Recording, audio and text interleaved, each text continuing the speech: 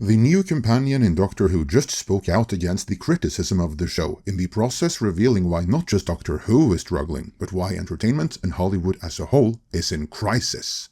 Let's see how.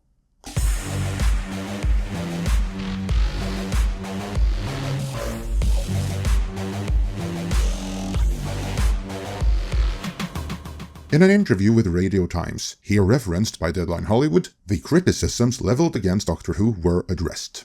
This write-up reads, Varada Sethu, the new star of Doctor Who, has defended the BBC and Disney Plus series against claims it has gone woke. In an interview with Radio Times, the new companion to Ncuti Gatwa's Time Lord said that the woke barb means the drama is simply doing the right thing in being inclusive.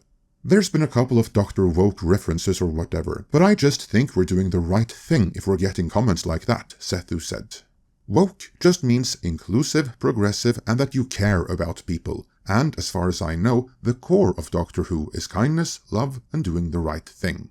So, in other words, that the series is being criticized for being woke means they are doing the right thing by being inclusive. However, whenever you include, you also exclude, and the current iteration of Doctor Who is so exclusionary that the majority of the built-in Doctor Who audience, even those that stayed through the female Doctor years, have left the building. Even Deadline Hollywood has no choice but to conclude their write-up with, Season 15 of Doctor Who will premiere on the BBC and Disney on April 12th, amid uncertainty over the futures of both Gatwa and showrunner Davis. It is also unclear if Disney will continue to co-produce Doctor Who beyond 2025. The Mouse House's commitment is critical to budgets, storylines, and casting, meaning its withdrawal could mean major changes to the show. Doctor Who fans will likely have to wait until at least 2027 before a follow-up to this year's season. At least, in this case, being code for that they might have to wait a hell of a lot longer than that, as the whole series is even rumored to be cancelled, as it's so inclusive that there's no one left watching it. This, of course, speaks to a larger problem within entertainment, which is what Varada Sethu expressed. The belief that wokeness is simply doing the right thing, and fundamentally about being good. Many in Hollywood suffer from this particular delusion. Case in point, back in January, Netflix announced their intention to reboot The Little House on the Prairie, and Megyn Kelly announced her intention to trash the hell out of it if Netflix in any way wokeified it. Original star Melissa Gilbert then saw her opportunity to signal some virtue, and expressed the Hollywood belief that the original series was always woke, saying in social media, watch the original again. TV doesn't get much more woke than we did. We tackled racism, addiction, nativism, anti-Semitism, misogyny, grape, spousal using of the ab, and every other woke topic you can think of. Thank you very much. Which again, only goes to show that like Varada Sethu, Melissa Gilbert is unclear about what wokeness actually is. She seems to think that wokeness is synonymous with basic humanism, when nothing could be further from the truth. By which I mean, wokeness doesn't tackle racism, it promotes it. Maybe wokeness did start out as merely being aware of societal differences and traditional injustices. But even if we were to grant that, and that's a pretty big grant, it has since evolved into an offshoot of the identitarian ideology, which for all intents and purposes, divides everyone up into identity-based groups and then assigns your worth as a human being based on your group identity. And that worth is inversely proportional to your group identity's perceived level of victimhood. That's what wokeness is in practice. The belief that some groups are just worth more and more deserving of special privileges than others, based purely on their innate characteristics. That's why no proper woke series or movie, certainly since audiences caught on to this madness, has been successful. Wokeness in general, and woke entertainment in particular, simply goes against the innate sense of justice that the majority of the population of the planet largely agree on. It's therefore audience repellent, because viewers worldwide, even those which are meant to see themselves represented on screen, flat out reject the messaging which normal, well-adjusted people everywhere see as abhorrent. That's why Hollywood is in crisis more so than any other reason. They've been pushing a brand of wokeness which, on a worldwide scale, no one wants or agrees with.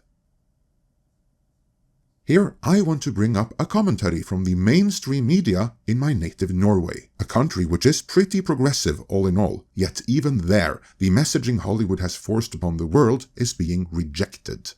Writing about the colossal failure of Disney's Snow White, this piece in Nettavisen reads, "The message to the cultural elite is clear. Stop bothering people in every venue. You exhaust them." The article, which honestly could have been written by yours truly, but which I swear isn't, is listing some of the biggest entertainment failures of recent years, which were rejected by everyone worldwide. Doctor Who, Willow, and Indiana Jones are all referenced before we get to the first bolded main point. Oftentimes, progressive politics are behind the decisions which caused massive projects to dive straight into the ground. The write-up continues, and the massive losses have often been so easily predictable that it seems like the productions were completed out of spite only. The article then moves into Snow White, using it as an example, and after a random picture of a sauna, because we're really into that in the Nordic, it lists the woke traps that Snow White blunders into. The most obvious is what's called race swapping. That's what happens when Netflix hires a black female actress to play the Viking chieftain Håkon, whom the target audience of this article incidentally know very well was an actual historical figure that was neither black nor female. The article continues, Snow White is no longer Snow White, but Latina.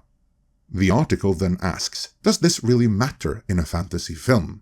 Then why is it done so often, always in the same direction, and with a massive political bent before filming even begins? This is all formulated as a challenge to the audience, many of whom grew up with the original. It continues, dwarves could not be used during the making of the movie with 7 dwarves in it. That would be an insult towards dwarves.